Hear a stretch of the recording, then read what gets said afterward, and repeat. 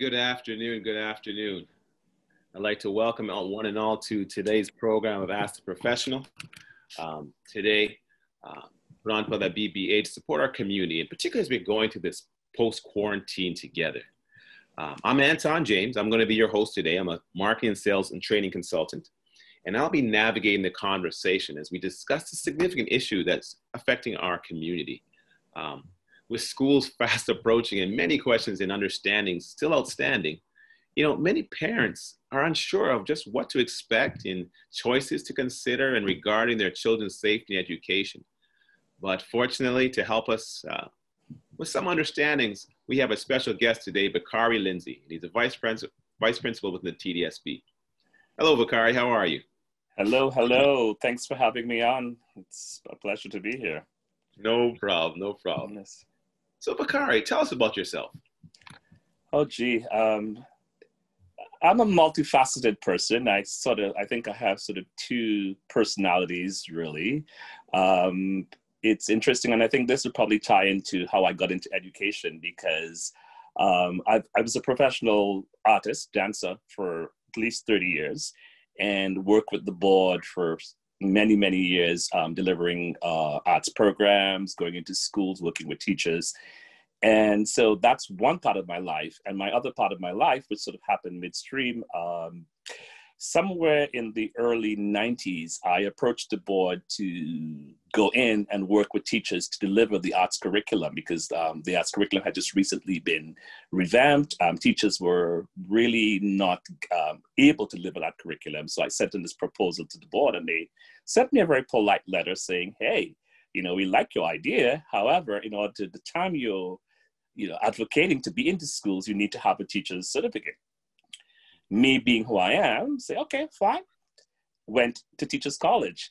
And when I got to Teachers College, I fell in love with teaching. I felt that the arts and sort of different approaches had a real gateway to students who were underachieving, students from our community who were not being seen. Identity wasn't a big part of education. And I felt all of those things that were inherent in the arts process was valuable for teaching. So I got involved in teaching. So that's been my journey, simultaneously with doing the arts. I've been in education. So I've been in the classroom for over 19 years, and I've just transitioned into vice principal, going into leadership. And because again, it's the same thing. It's that looking at the face of leadership, there isn't a lot of representation. And I think for our students, identity matters. They need to see us in places, everywhere, in their classrooms, in places of leadership, advocating for them. So that's kind of my life. It's modeled in academic education and the arts, but they do come together. Okay, that's kind of interesting. And I think you're dead right. Oftentimes, I went to school in Canada, Canada and US, and a little over in Europe as well. And I'll be truthful, it was very rare. Well, when I went to the States, I saw quite a few, but it was very rare for me up here to see any type of anyone in as a teacher, principal. So I'm glad you're here. I'm glad that you're representing. Tell me, based upon that, you have a unique perspective. How is COVID? How is it affecting the schools? How is this whole scenario affecting what you're seeing right now? It's interesting because in March, when we were it was sort of placed in our laps, per se. I think it was a lot of catch up. We were playing a lot of catch up. I think a lot of us didn't expect it to come so quickly and come into our education system so quickly. So the whole online process from March was very difficult for some. It worked for some students, but for most families, it was a difficult process because I think ideologically people were still in that framework of going into a building and going to school. So the notion of sitting at home and doing schooling was foreign for a lot of people. So I think it took many families months, and I think some families never really adjusted to be able to work online. So I feel that the anxiety of the unknown has been the biggest factor. I think we students we underestimate children, and children strive on routine. They strive on schedules. I mean, they will complain, oh, do I have to go today? And they'll whine about school. but they strive on that schedule. Even when they're in the building, if there's a minor change within their schedule, it throws them off, you know? So I think this whole process, it's more of the normalcy and the routine that people are used to was really sort of went hilter kilter, and we weren't ready, you know, as a board, as people, as families. It was a huge learning curve and a turn from a lot of us, and we're still, I mean, learning and hoping that when we get back in September, that you know, we're a little more comfortable and we're a little more ready for what's happening within the school system. Well, you know, you're hitting it dead on. And right now, that's pretty much where we are. A lot of parents are out there trying to figure out, you know, what are the next steps? What do you see as some of the major challenges that to be overcome going back? And how can parents right now help prepare their children, in making the decision and helping them prepare for coming to school? What do you see? I think first and foremost, we as families, as parents, I think people have to remember that a lot of decisions that they're hearing is based on a mass amount of people. You're looking, you know, decisions are made on large groups of people, on an entire school board, an entire Ministry of Education, and people have to make decisions that are best for them. I think what sometimes I get the sense that people are making decisions based on a huge pool, and they have to make decisions that are right for them. They have to look at their situation, you know, their work life, their family life, the situations within their home, and how the decision that they make will affect not just them, but everyone else around them, the larger community that supports them and their children in getting an education.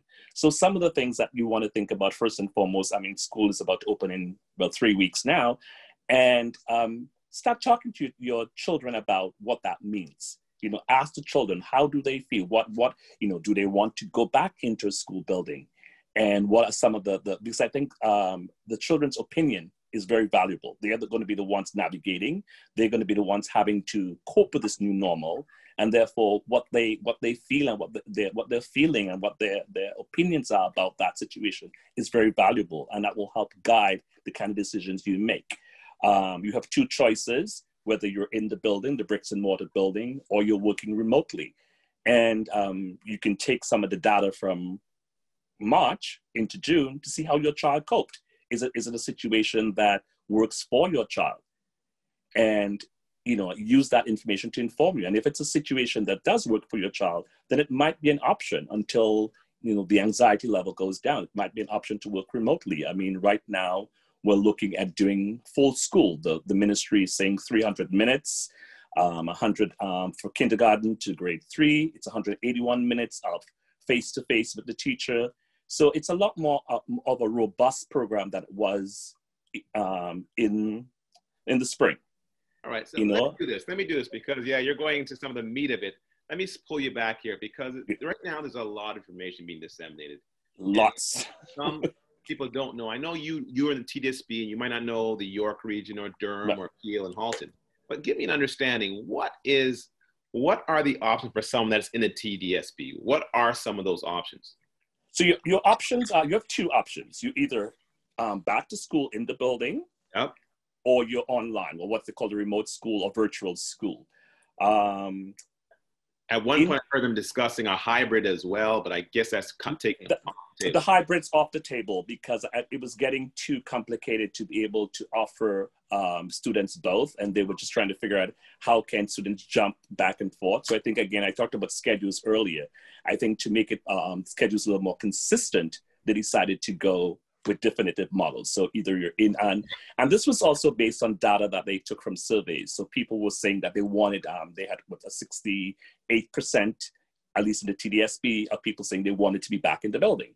Mm-hmm. And then they have the other 32% saying, well, I'll think I'll hold off for a little while. And we had some indecisive, whether I'll hold off and go later or I'm going to totally. So you have those two choices.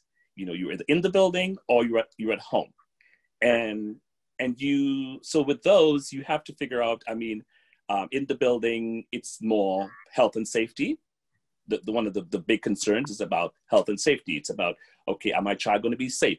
Is it going to be healthy for my child? How will, things with mask working? How are we eating lunch? How are we doing recess? All of those little pieces. Those are the considerations. You're dead right, but I don't want you to get everything from me one time. Help me to understand, man, because this is the very first time that parents really had to choose or prioritize between health and safety, their children's education, and even have to factor those in. As part of TDSB, what exactly is their plan? We talked about the different programs, either stay at home or do remote. Can you talk about the advantage or disadvantage of each one?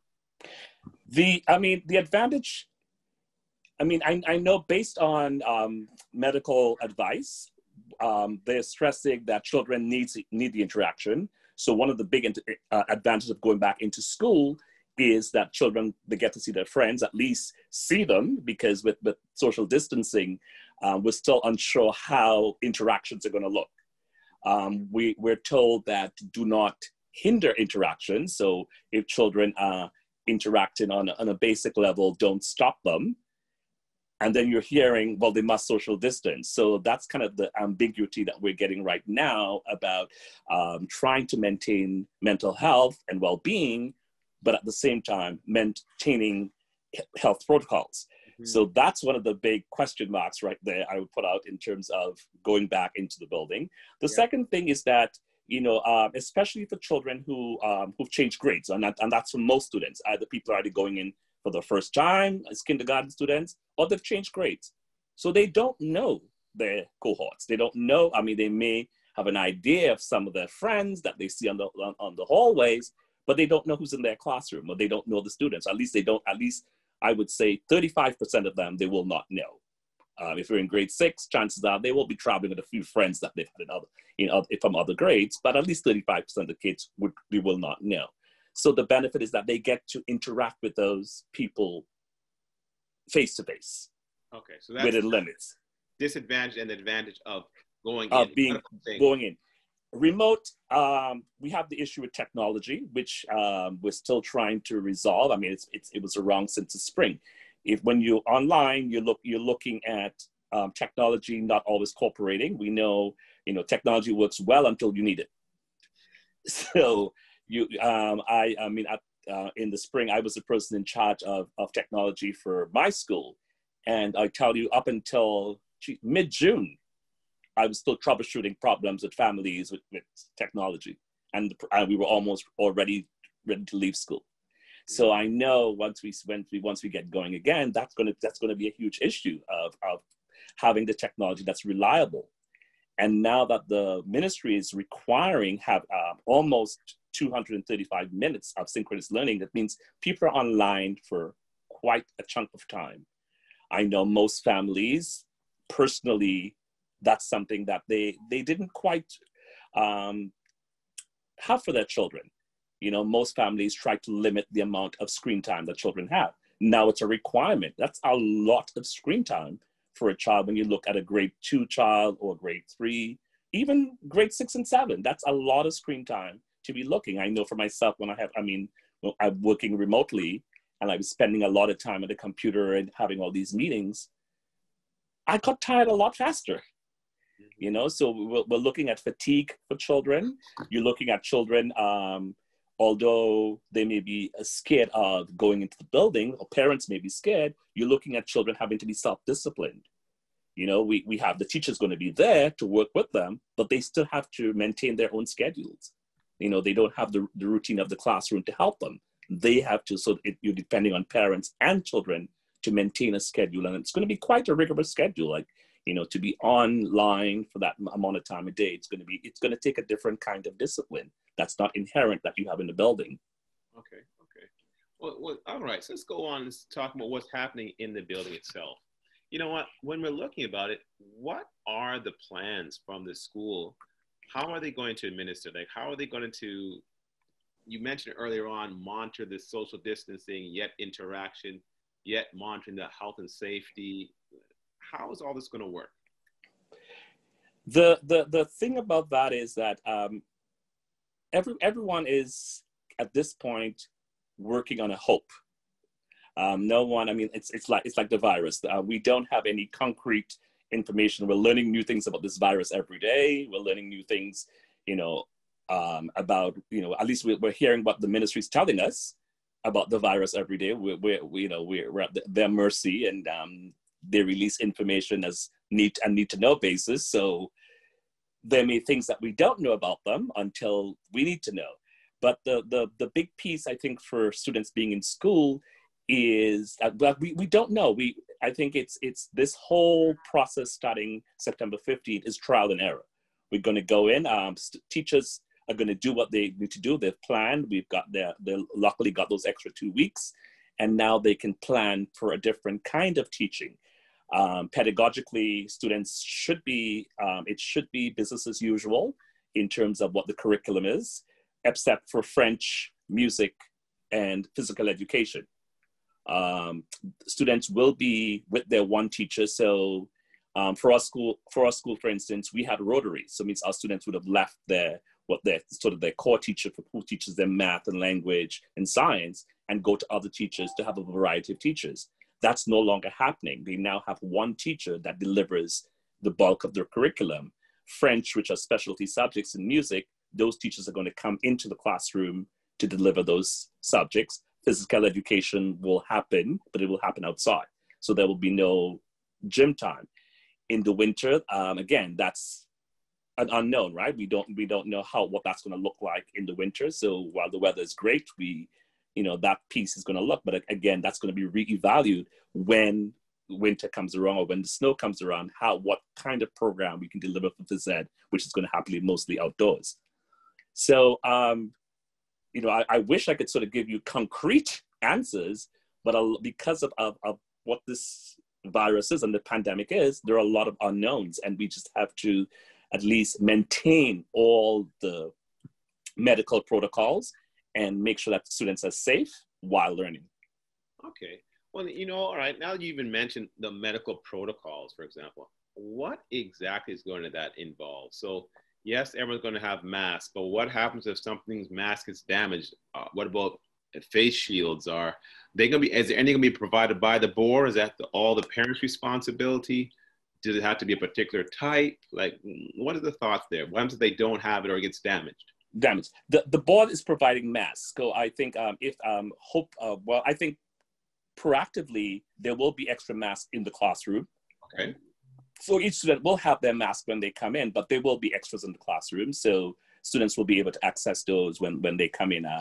Most schools are feverishly right now putting in major orders for masks and PPE for teachers and all sanitization products. So, all of those things are major things that schools are doing right now. So masks will be provided for students when they come in. The ministry has suggested that people evaluate themselves before they come to the building. So they go online and they do all the various tests to see if they have any of the symptoms. And the same thing will happen when they come to the school. Before they enter the building, they will be screened. They will ask all the screening questions again before they enter the building.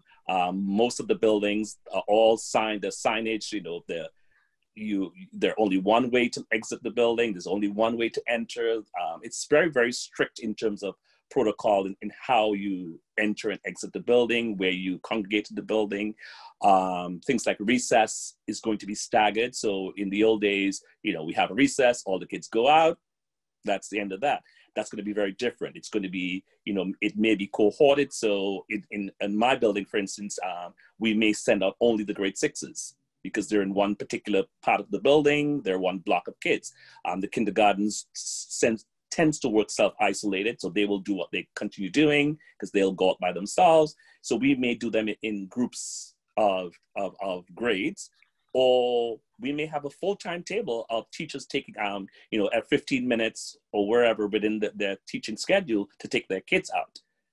And that's sort of the set schedule. Teachers will still have the flexibility of taking their kids out if they feel within the course of the learning that kids need a break. They have that power to say, what, let's stop. Let's, get lined up. Let's get our protocol and go out and have a break for a few minutes so that kids can at least take their mask off and have some time to breathe some fresh air. All right, so let's talk about that. So if they decide to go outside, or even recess time or something like that happens, are they allowed to play? Like, after the good old days of touch tag and all the, are they allowed to do any of that? Soccer, basketball, are they allowed that or not I really? mean, things like soccer they can do because soccer is fairly spread out. I mean, it shouldn't be a contact sport, but so hopefully we probably have to bring it back a little bit where try and again. I mean, it's the same mantra. Try and observe social distancing. If they happen to bump into each other, well, there's nothing you can do about that. Kids bump into each other. We try but where best possible, we would encourage that they social distance. So things like basketball, soccer, they can still do those. Kids can run around. There's lots of things. And it's funny because, it's interesting that people are worried about that because they don't interact the way in the old days.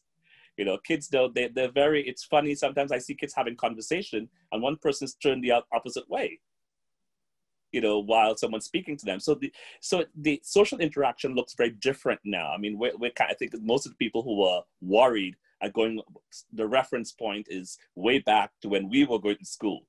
But the reference is, I mean, a lot of kids spend time on their phone. So the interaction is very different. And I think it will be up to supervision of the adults in the building to just to gently remind them, hey, remember to try and, not to social distance. But at best, make sure that kids feel some sense of normalcy, and they don't feel policed all the time. Well, I have to say, don't stand so close. Don't, at least that's the messaging that we're getting. Don't make it a police state where, you're really strict. And it may be like that for the first week or two because everybody's nervous and everybody's scared. But I think once the kids come into the building and they begin to understand the routines and the kids themselves begin to really follow the routines, I think, the protocols may be a little more flexible to allow kids to at least have a more sort of enjoyable time and not as worried while they're in the building. Okay. So that's, okay. So now we're talking about the kids now, the interaction. What's the school doing? Like, are they bringing additional cleaning? Is it going to be double the amount?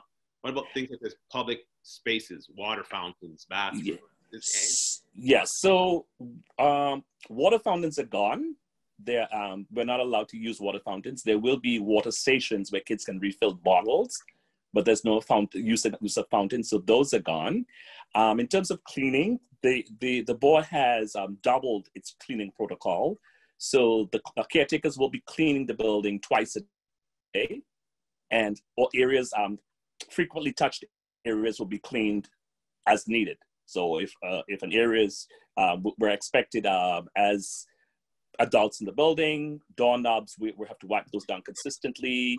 All correct. If we're using equipment in the classroom that the kids may touch, 2 or more kids may touch, we're responsible for cleaning those. So there's a lot of sort of medical sort of advice that's coming from the Ministry of Health that we're following, along with sort of the broad strokes in terms of the caretakers sort of looking at the areas. So things like washrooms will be cleaned twice a day or as needed. If there's a problem and they get called, obviously they're going to be there in a flash to make sure it's get cleaned.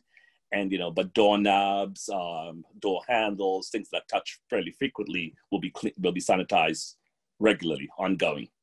Okay, so now those are for the students that actually go into the school. Now let's talk a bit about the students that are working remotely. What happens if they want to work remotely and say they don't have the resources, computer or Wi-Fi, or they don't have laptops, or they don't even have the funds to pay for that? Is there are they supplied by the school? If not, is there funds they can access to get those ones? Talk to me a bit about the remote students now. Yeah. So prior to us breaking the summer, the board supplied almost everyone who put in a request for a device.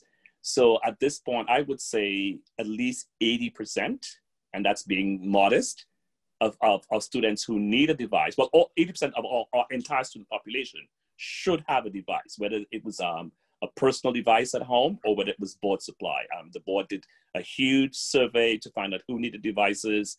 And there was a huge delivery service of devices going out to students. Also, if they didn't have Wi-Fi, there was portable Wi-Fi sticks that was sent out. There were iPads that was sent out with Wi-Fi built in. So the board is ready and capable of supplying all those resources, at least technological resources for students.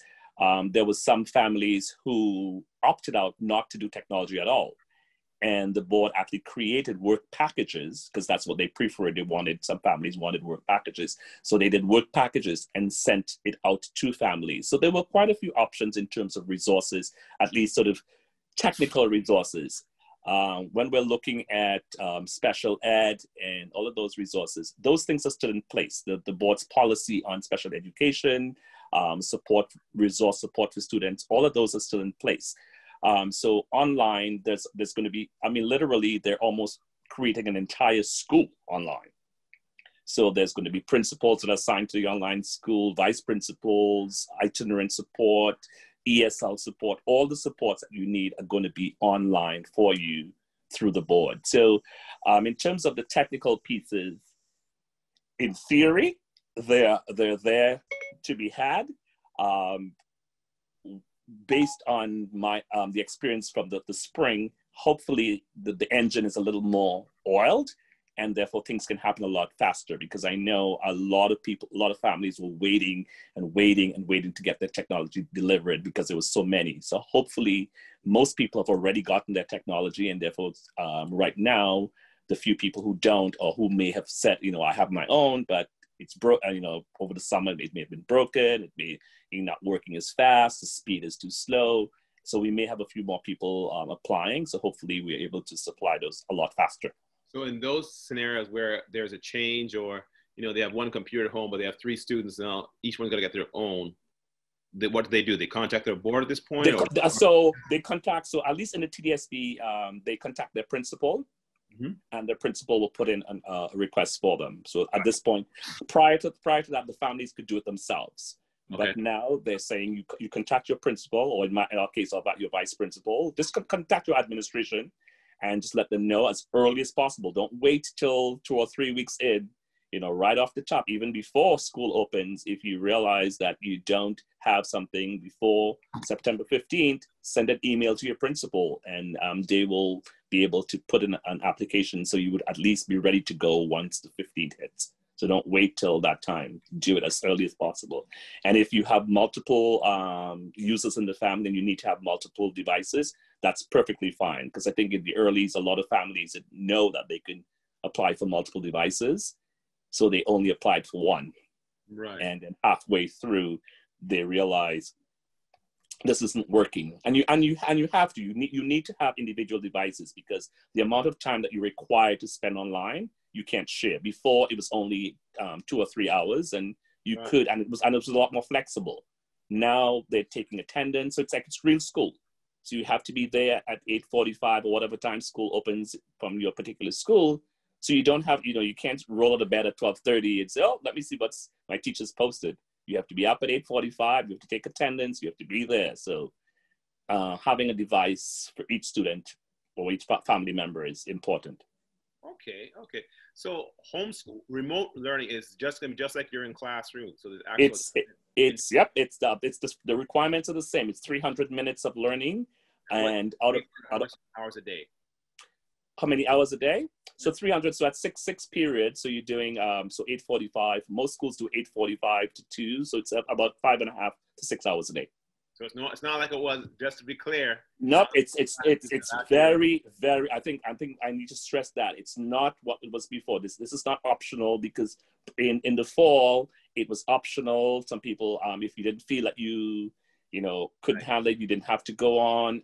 If you didn't want to go on a couple of days, you can come on when you need it. You can do the work whatever time you felt you can. It's very different. This is school. You're expected to be on at whatever time your school has designed for you to be on. Attendance will be taken. Attendance will be tracked. You will be the teacher's required to be on for at least from grade 7 to 4 for 235 minutes. So that's out of your 6 periods a day. If you have 6 different subjects, that's 5 of your subjects are going to be online with your teacher. So you only have a break for one, at least. Well, you have a break, but you're not required to be face to face with your teacher for 1 period.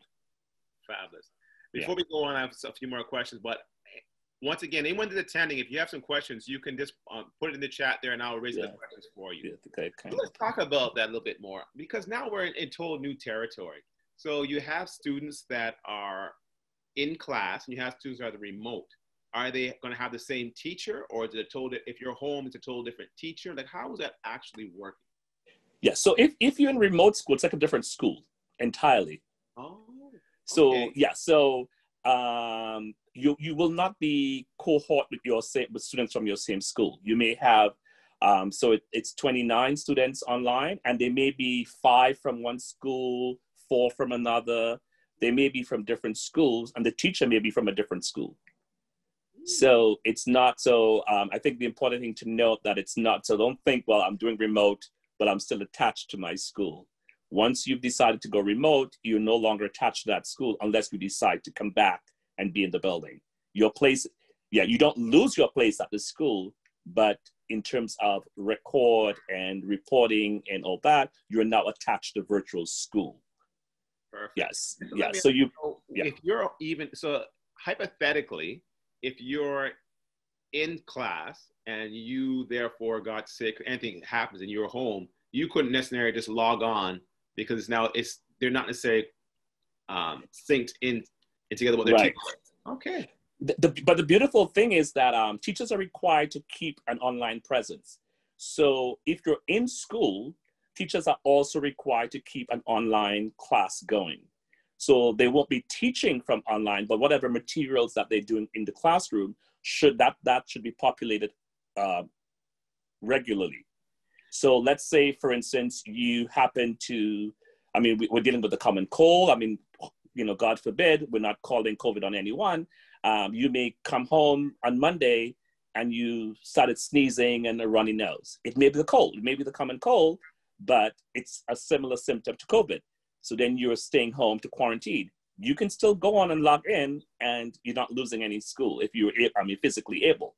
So, and that's there for 2 reasons. The reason one is that students cannot be left behind. So it's important that if a student cannot be in the building for any reason, they're still able to access the work. And also, if we happen to have to go back into a state where we're online for everyone, it's a smoother process. Okay, interesting. So let me ask you this. If that was to happen and you're in school and you happen to get sick, is there spare equipment, laptops and so forth that might be available for those students to go home? Well, you should have had a laptop before. You should either have your own, which you would have indicated that you have your own so you don't need the board, or you would have gotten one from the board. So just to be clear, so if you're in class, so there's remote, they all have their own laptops. Right. Let's say you're in school and all of a sudden you get sick, brother gets sick, whatever the case may be. They won't necessarily have their own laptops because they didn't need it. Yes, they did. Remember prior to now, they were in remote learning in the spring. Remember, they were all remote learning in the spring. So either they had their own system, their own device, or they had a device from the board. Because we haven't taken those devices back. Okay. Yeah, because we're still preparing for that word that we don't want, the second wave. Yeah. So we're trying to be at least proactive as possible in preparation that if we have to go full remote, that we're ready to go. So all students, within reason, should have some sort of device. And if they don't, even if you're in school, if you don't, you need to say, I need a device. Perfect. Yeah, so let me ask another question then, because you're right. I totally forgot about that. I tell you, this is a new learning process for me. One thing that we're talking about education side. We're talking a little bit about interactive. What about their mental health? Like, is there additional resources going to be meant for kids, whether they're remote or they're in class, for their esteem, their anxiety, their stress levels? Is there going to be online, social workers, counselors, resources? The board has always had a very robust mental health program in terms of resource and access, and that's still available in the TDSB. You can just log on to the TDSB on.ca website, and it's right there in the drop down menu. You look at health and well-being, and you click on there and there's tons of resources, you know, depending on your need, whether it's food insecurity, but I mean, whatever it is that's causing you anxiety, you can access someone. If you're in school, there's the usual support. There's the guidance counselor. There's the all the supports that are in the building. It becomes a little challenging with the social distancing piece because we want to limit the amount of interactions outside of the cohort. So, you know, when you have someone else coming in who is not part of that particular classroom, teacher or Rotary teacher, then you're adding another person into that bubble, and we're increasing the possibilities of transmission. But, you know, we can't sort of have that hovering over our head all the time. We have to try and, you know, work as best as possible. So again, it's again, following protocols, making sure that social distancing is maintained. But we have all these supports are in the school. All the supports that was there prior to supporting students with, you know, mental health, learning challenges, all of those supports are still there, whether it's remote or whether it's in the classroom.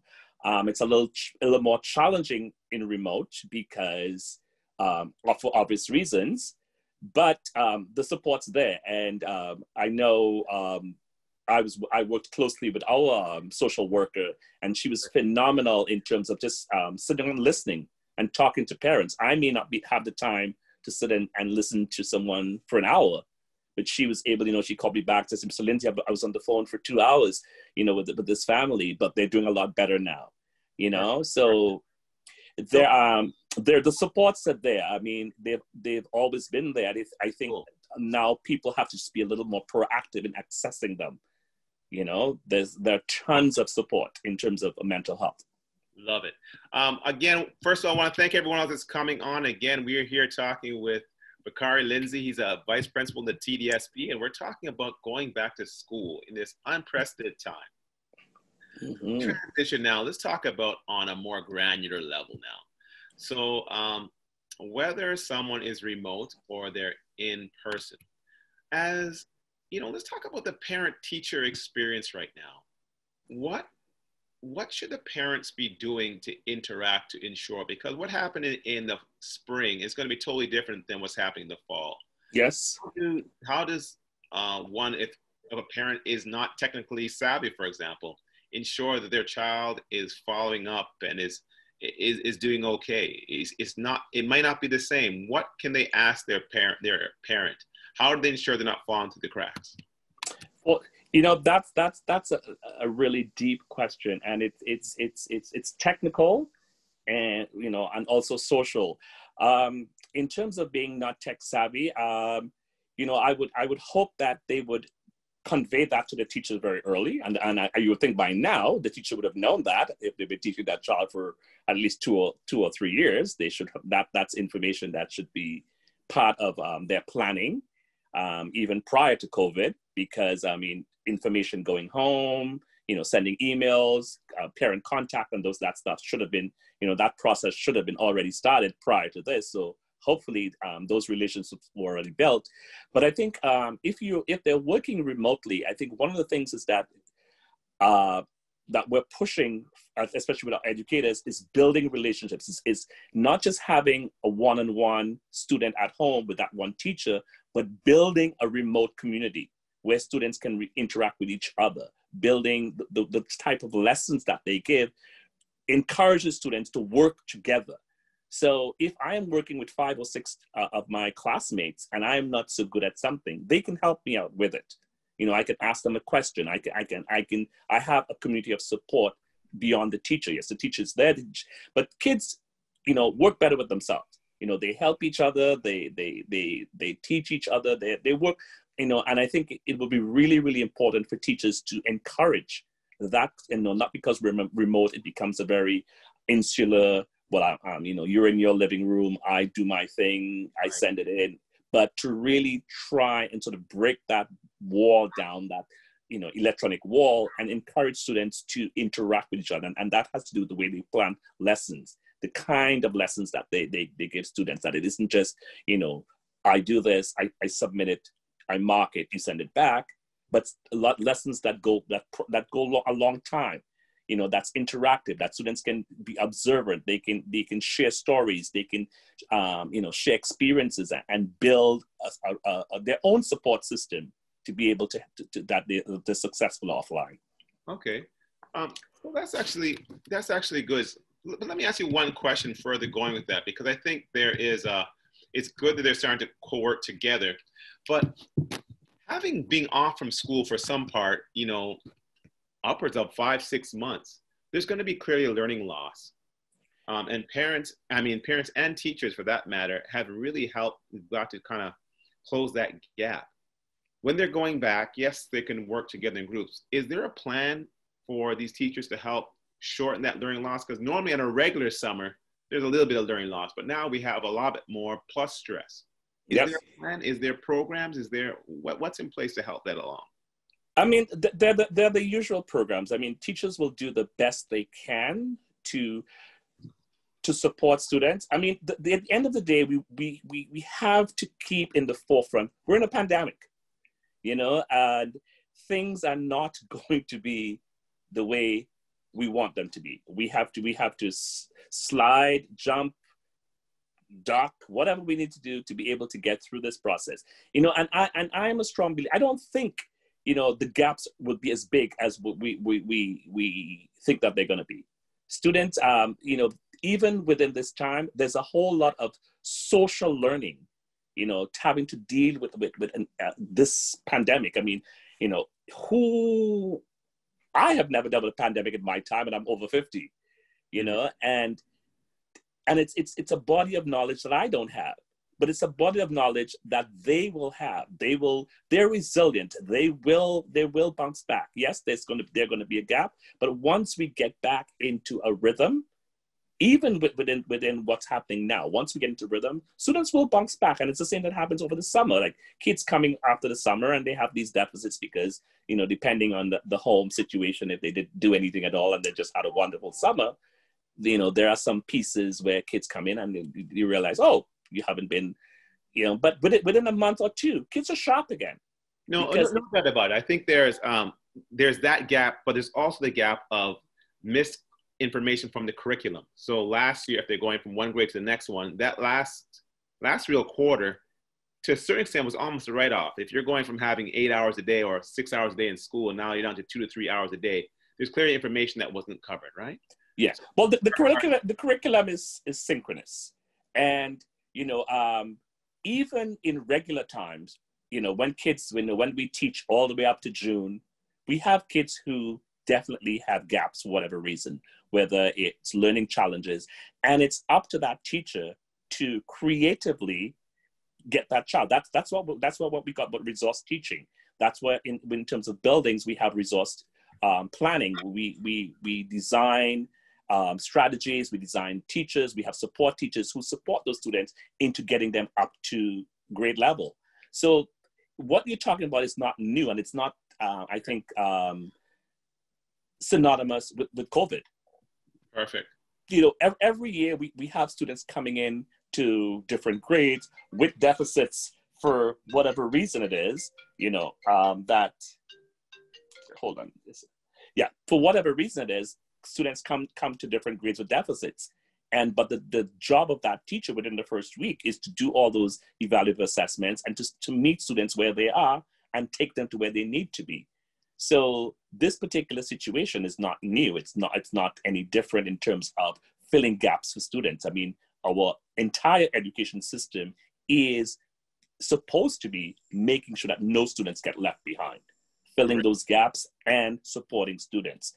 Yes, it's going to be a little different with COVID, but I think it forces us to be able to look at those challenges in the face and face them and deal with them. Because I think, in the old system, sometimes they can be pushed under the rug. And we know, I mean, we don't want to get into a whole other political sphere, but we know what the data is saying, with high school dropout rates for particular communities, because those students were never really served. Right. Okay, you know what? Well, that's good to know, because that was definitely part of the concerns I'm hearing a lot of parents talking about. What are they going to do? So let's talk about now parents. How do we empower parents to going forward? what suggestions would you give to parents to help support their child's learning? Like, is there any parent groups that you know of, or student groups or student resources that are actually, is there ones that are currently going right now? Is the way you suggest that? There are tons of I mean, with this new spate of online learning and online education, there are a lot of groups that are popping up right now. Is there any that you would recommend? So if a parent, for example, doesn't know anyone in a new community, maybe attach this one, or a student group, or how does a parent kind of proactively get a group together for their students? If they're remote learning.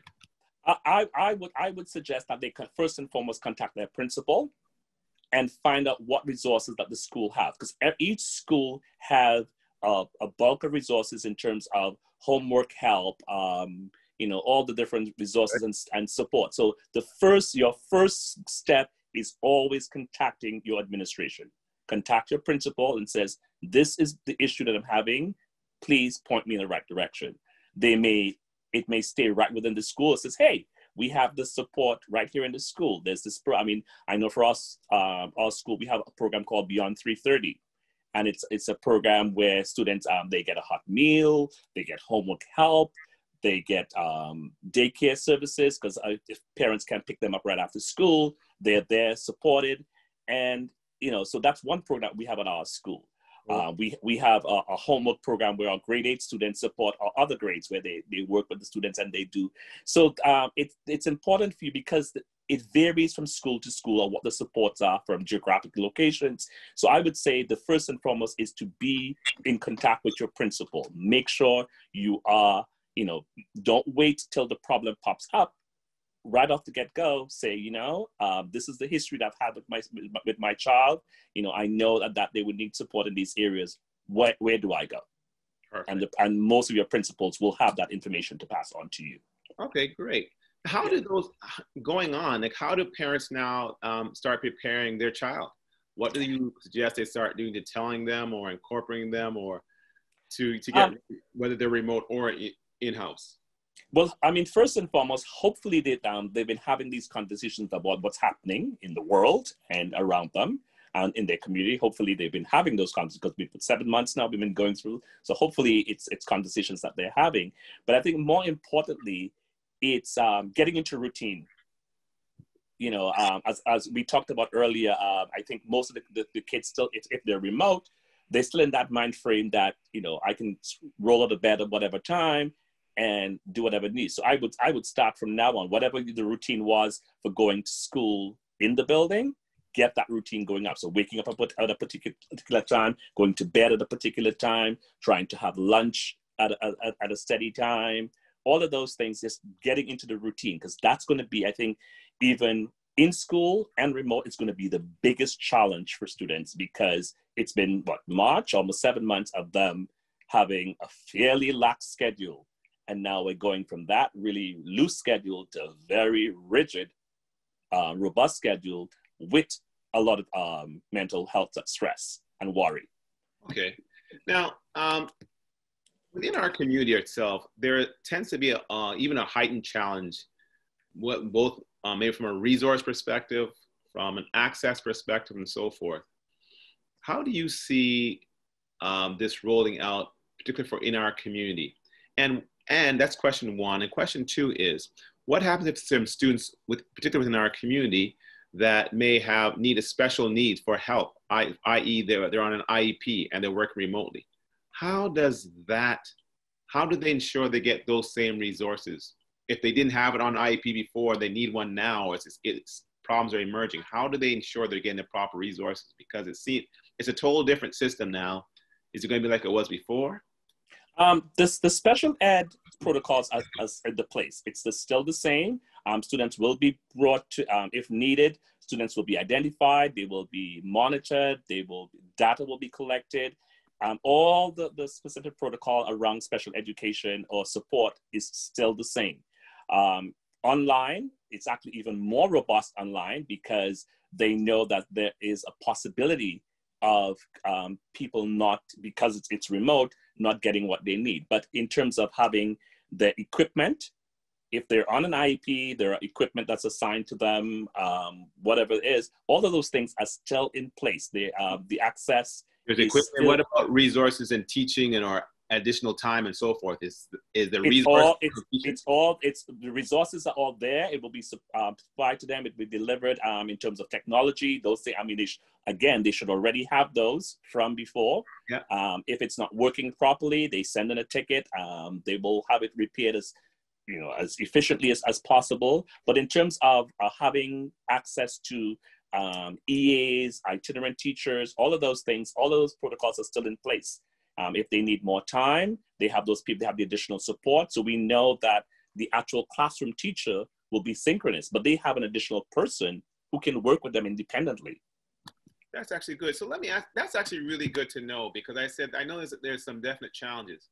What does a parent do though, if they feel their child needs more resources? I don't know, maybe a speech therapist or whatever the case. What does they do with that one? And second of all, is there some more resource that may be available that may not be widely known? Again, it's about going in the TDSB. If you go onto that website, it's all laid out for you. But again, it's contacting your administrator. And in terms of getting additional resources, it's not as simple as, well, I need it, you get it. There are certain steps and protocol that needs to happen in terms of identifying what your child needs. I mean, the first and foremost is you saying, hey, I've noticed this. Can we look at it? So it's alerting your principal or your vice principal to what might be viewed as a challenge from your perspective. Okay. And then working with your administrators to get those resources in. It's going to be a little more challenging now with COVID in terms of, but there are allowing more face-to-face meetings. So a one-on-one meeting for resources with speech therapists, psychologists, and those things are a lot easier. I mean, they can begin with first having a remote meeting, and if necessarily, meeting in person too. But all the supports are there. Like nothing has changed. It's actually a lot more heightened since COVID, because there has been a stronger awareness of the disparities in access and education within communities, within abilities, within all of these things that have been kind of been under the rug or under the radar, I would say, in a regular time where life is going and things get missed. Now, people are speaking out, and I would encourage families to continue to speak out. Don't be complacent. Go on, when you get an email from the board, don't just read the first line, read it all, because the information that you're getting is important information, and it may be valuable information that you need to support your child. So, if you don't have that necessary language skills, get a friend, or if you have that challenge, again, speak to your principal and says, hey, this is coming, but English isn't my first. Can I have it translated? And then the things come up with at least 60 languages. So, most correspondence that come out are in whatever language you need it to be in. And so but information is the one thing, and I think that's great. Like, I thank you so much for that. But the other question, but if they think they need to elevate it, hypothetically, we're just looking for both scenarios. You're inside the system. What would a parent do if they didn't like the results they got? So if they thought they needed additional help and they were saying, no, they don't. How do they elevate? How do they escalate, appeal the decision that was made? The protocol is that first and foremost, you go to your principal. Yep. And you deal with your principal. If the principal is not, you're not getting the results you want, and hopefully you should be, then you can take it to the superintendent. Okay. You go to your superintendent, and hopefully it should be resolved by then, that you don't have to go to your trustee. Fair enough. I thank you so much for that. Yeah. We're wrapping out of time, so we have a few more minutes. Again, if anyone has any final questions, by all means, let me know. Within our community, do you see this affecting our community more so than other communities? And if it's hard, because I haven't been. I mean, I have been fairly grounded. I haven't been around, and I read as much as I can, and I try and taking information as much as I can. I think some of the big pieces, and I can speak from an educational perspective, is that some of the insecurities that our communities are facing is directly related to this pandemic in terms of economics. You know, we have a large chunk of our community who work hourly, and therefore, you know, most of that particular workforce has not been at work since March. You know, and I'm here pondering, well, you know, those families either have gone from a 2-wage family to a single-wage family, and in some cases, a 0-wage family. Right. And so while some people may have the luxury of saying, well, you know what, I'm not going to send my kids back in to school and I'll work from home, or some families don't have that option. Right. And I'm just, you know, pondering what's the stress level, apart from the regular stress level of if I go out and I happen to, you know, be in the wrong place and somebody's tested positive, what's going to happen? But the fact that, I have to send, I don't want to send my child into school, but I have to, you know, and even if I keep them home, I don't have the time to put in to support them when they're at home. And so for me, from an educational standpoint, that worries me, because I think there's a huge disparity in between the privileged and the not so privileged. Right. And I find that discussion is not robust enough within the discussion of back to school. Mm-hmm. You know, I feel that a lot of decisions that are being made is focused toward or pushed towards the privilege in terms of going into school and what school looks like and reopening. And I don't hear enough discussion about, well, what about the families who don't have choice? Because it's being proposed that it's a choice. Right. And for some families, it's not a choice. You're absolutely correct. And, you know, and so that for me is one of the biggest pieces. But I would encourage families to not be complacent. You know, make sure that you are constantly on the board's website. You're getting information from your school boards, from your schools. I know the media throws out some hot tidbits, and, you know, that's what gets taken up. But for you as individual families, it's important that you have detailed information that will support your child and your family. And that can only come from the school board and then from your school. And if you're unsure, don't be afraid to call schools. That's why we're here. As administrators, we're here to answer your questions. And most schools are trying to do their best to try and send out memos and newsletters with as much information as possible. But if it's not in there, pick up the phone and call and says, you know, I would like to know about this, or what's happening about this, and get parents. And, you know, and I would say, you know, the discussion around anti-Black racism, don't let it die. You know, I know we are, you know, consumed with mental health and health of going into school, but that's a big piece around all of this. And so therefore you also need to be proactive around ensuring that, you know, you keep all of us accountable around supporting your children, both academically, emotionally, and spiritually within the education system. Well, you're hitting some hot points there. You know, being home, and there's some been home since March.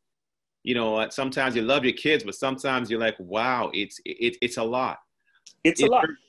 We've talked about a lot of resources for the students. Is there any resource that you know for some of these parents? Because some parents, whether they're going through challenging relationships or just having the stress of having kids, 2, 3, 4, how many kids they have, to help support them? Again, there are a lot of community health services which are available, and again, depending on the geographic location, they vary. Do you know any within our community, by the way? Because I think it's great that we support our own, because sometimes we feel pains that we understand each other's pains that other communities may not. Right, and unfortunately, I don't have those right off the top of my head.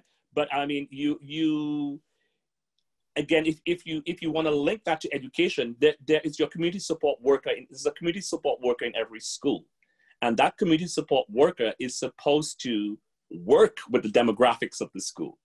So if I'm a parent of color calling in to say, hey, I need resources, they should have resources that they can direct me to. Okay. you know. And again, do not be afraid to identify yourself, because I think a lot of times people are afraid to say, hey, I'm a person of color and I want someone from a person of color, because they tend to think, well, am I being racist if I say that? No, you're not.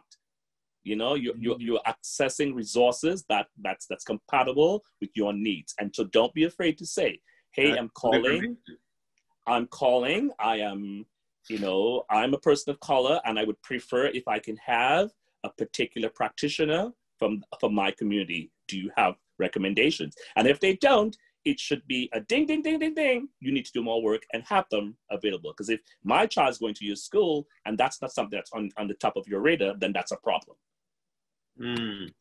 That's absolutely phenomenal. So 2 last questions before you actually go.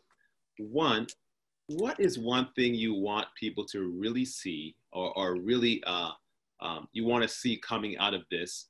And 2, you've mentioned quite a few resources. Where would someone go to find additional resources? You mentioned TDSB hitting their board level. Is there any other resources someone could feel that's a safe resource in the community? I know you said there's a few, but if you can't think of one, let me know. But what's the one thing you want to see positive coming out of this? I think it's already happening, but I would like to see more of it, that our community becomes more proactive about engaging within the system. Yeah. I mean, working within the system, I interact with families all the time, and I feel that sometimes for some families there's a sense of complacency where they sit back and they allow the system to guide them. They have faith in the system, and that's wonderful. I think, you know, being part of that system, I think it's phenomenal that we do have that faith and that care within the system. But I think that complacency has to collapse. We need to be involved, and if this particular period did not open your eyes to tell you that, or to make you feel and understand in your spirit that you need to be involved, I'm going to say to you today, you need to be involved. I know it's a lot of work. Stop you right on that point, because we need to stress that again. Because here, I think it's one of the major challenges in our system is that we believe submitting to whatever the scholastic one puts on your child. Exactly. Please stress it again. I think that there needs, parents need to be proactive in determining, and don't let someone else determine the your education. Yeah, let it be collaborative. I'm not saying to be combative, and because you know we that lens has been placed on us, you know, for centuries. So and don't be afraid of being combative either if it needs be. But what I'm saying to you is that, you know, a lot of decisions that are being made, as I said before, for a mass of people. It's been made for everyone. Mm-hmm. You as a parent are the only one that can advocate for your child. And therefore, you have to take all that information and bring it down to a granular level and say, what do I need, or what does my child need to be successful? And get involved and ensure that, because don't think that if you're going in and advocating for your child, you're taking something away from another child. You're actually, in some ways, you may be creating space for many other children just by your advocacy for your one child. So don't feel that, you know, if you're going in there and you're the only parent going in every day to ask for something, that you're being annoying or you're being whatever, you know, the other adjectives that are being used to define you. Right? Because at the end of the day, you may be creating space for an entire group, entire community that remains voiceless. Yeah. You know? Yes. And encourage others to bring their voice forward, because the more voices they hear is when they begin to believe. When it's one, then you become a problem. Mm-hmm. You know, when you go in alone, you know, you're labeled as a problem. But when you have many voices, then they cannot deny a community coming in, asking, you know, to receive what is due to them. It's not a handout. This is a legal right that you have, and don't feel that you need to be ashamed or to be, you know, less passionate about what your child or what all children need, especially within our community. I tell you, I fully agree with you, and I think you've hit a lot of key pieces. I think that we have to get together, be more vocal and more involved, not only talking about our problems and our challenges, but also banding together as a community, as a group, you know, Yep. Black Lives Matters, protests, understanding school Yep. curriculum, getting involved. So Getting involved. I I mean, yeah, I mean, a simple thing as you know, just simply calling your principal and says and introducing yourself and let them know who you are. mm-hmm. You know, because I mean, I know there's in some cases, you know, if everything is going, you know, fairly okay, school administrators don't even know parents, and Yeah. that's not good enough. Like, simply come in and say, you know, I am, you know, the parent of student X, Y, and Z.